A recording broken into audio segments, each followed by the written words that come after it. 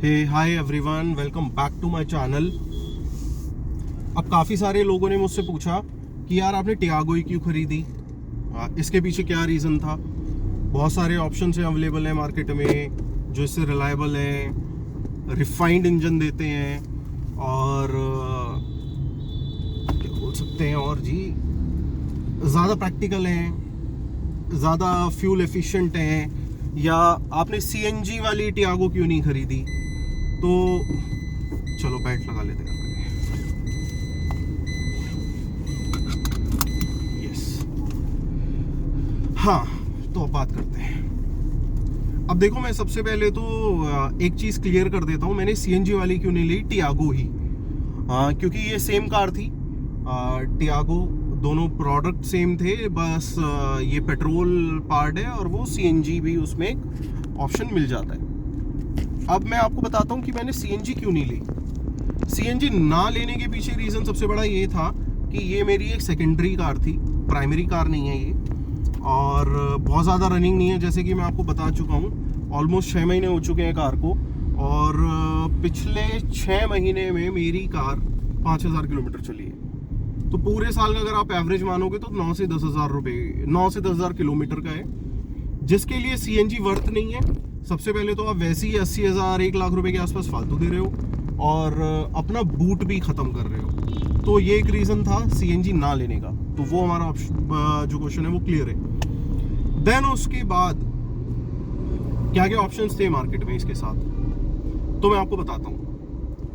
मैंने इसके साथ मेजर जो एक प्रोडक्ट देखा था, जो मेरा मन भी था लेने का, वो था ग्रैंड आई-10 नियोस भी 7,10,000 की पड़ रही थी मैग्ना मॉडल, और ये एक्सटी मॉडल 7,10,000 की पड़ रही थी।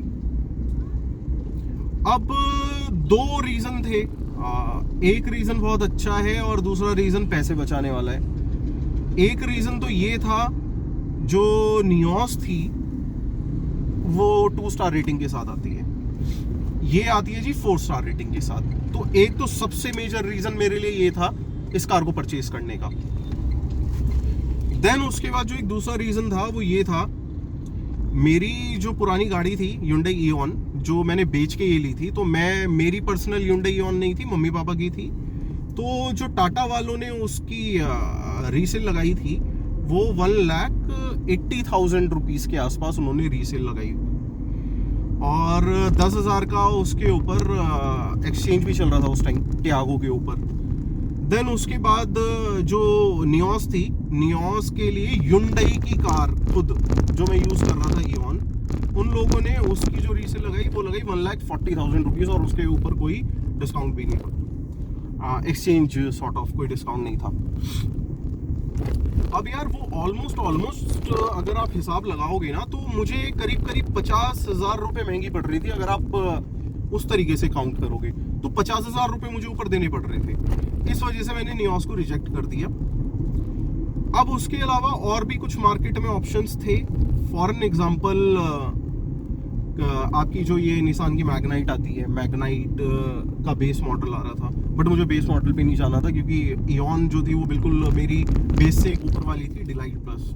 तो मेरा ये था कि ठीक है, मम्मी पापा के लिए बेशक कार ली जा रही है, लेकिन एटलीस्ट जो बेसिक फीचर्स है, जैसे चारों पावर विंडोज हो गई, म्यूजिक सिस्टम कंपनी फिटेड हो, स्टीयरिंग माउंटेड कंट्रोल्स हो, और ये कुछ बेसिक फीचर्स कार में OEM आने चाहिए। तो उसे मैंने इसलिए छोड़ दिया, और इतनी बड़ी कार की मुझे ज़रूरत भी नहीं थी, क्योंकि घर के लिए एक फैमिली कार चाहिए थी। पापा की एज भी ऑलमोस्ट 60 ईयर्स हो चुकी है, तो उन्हें चाहिए था एक कॉम्पैक्ट कार हो और चलाने में अच्छी हो। तो वो इंजन भी छोटा दे रही थी, ये इंजन भी अच्छा मिल रहा है, एक रिलायबल ब्रांड से मिल रहा है।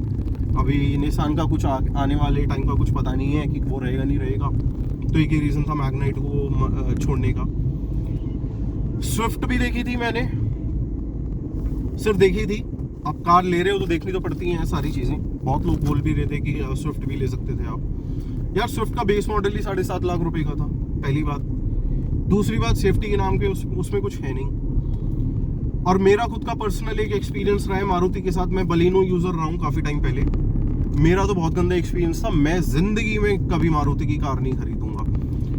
2 प्रोडक्ट हो सकते हैं मारुति के, अगर मैं फ्यूचर में कभी मुझे लेने पड़े, तो वो ब्रेजा हो सकती है, या फिर अब जो उनकी ग्रैंड विटारा है उससे नीचे मैं कोई मारुति की कार नहीं खरीदूंगा। इतनी गंदी बिल्ड क्वालिटी है, इतनी गंदी बचती हैं वो कार्स, मतलब फील ही नहीं है कार में। इस चक्कर में मैंने स्विफ्ट का प्लान भी कैंसिल कर दिया कि स्विफ्ट नहीं लेनी। एक तो बेस मॉडल था, देन सेकेंडली उसकी बिल्ड क्वालिटी। उसके बाद मारुति के ही 3-4 ऑप्शन आते हैं, जैसे वैगन आर भी इसी रेट में आती है। लोग बोलते हैं वैगन, कई ये था कि वैगन आर भी मैंने देखी, फैमिली के कुछ लोगों ने बोला, मतलब कुछ हमारी फैमिली में यूजर्स हैं वैगन आर के। अब जो मैं बात बोलने वाला हूँ वो स्कॉर्पियो वालों को लगने वाली है। तो यार लोगों का ये मानना होता है कि जो वैगन आर है ना वो छोटी स्कॉर्पियो है, तो इसलिए लोगों ने बोला कि भाई बैठोगे गाड़ी में ऊंचा बैठोगे, फील आएगी कम पैसों में। पर फिर मैं उसके कम पैसे देख रहा था तो यार वैगन आर भी जो है ना, सबसे पहले तो वैगन आर का एसी बहुत गंदा है, बहुत ही खराब एसी है भाई। गाड़ी ठंडी होती ही नहीं है। मेरे तो काफ़ी सारे लोगों के पास है, जानने वालों के पास, बहुत गंदा एसी है गाड़ी का। उसके बाद वेल प्रोपोर्शनेट अगर आप देखो, सारी चीज़ें देखो, तो उस हिसाब से टियागो एनी डे बहुत बेटर चॉइस थी।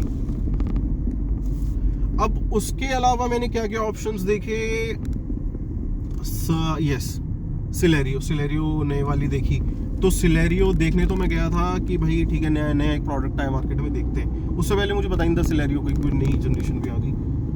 भाई मैंने देखते ही, चलाना छोड़ो, मैंने उसके इंटीरियर भी नहीं देखे। मैंने कहा देखनी ही नहीं है ये गाड़ी, क्या बनाया है यार मारुति। इतने पैसे लोग अपग्रेड करके अपनी चीज़ों को, प्रोडक्ट को और अच्छा कर रहे हैं, आप क्या कर रहे हो अपने प्रोडक्ट के साथ, मुझे समझ भी नहीं आ रहा। तो भाई सिलेरियो पिक्चर से बाहर हो गई।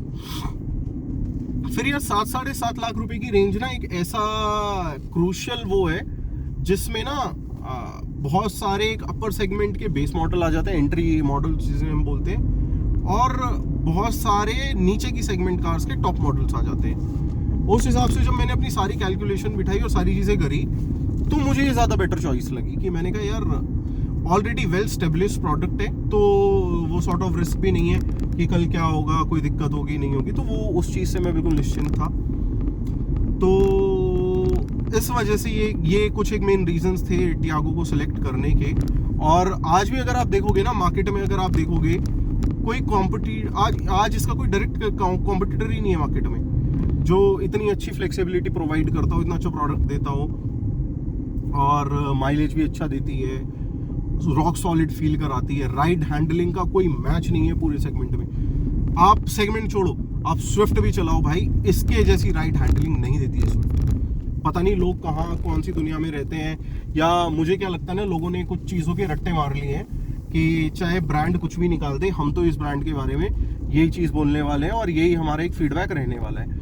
तो उस हिसाब से अगर आप देखोगे ना, कार की राइड हैंडलिंग का कोई मैच नहीं है, बेस्ट इन द सेगमेंट है।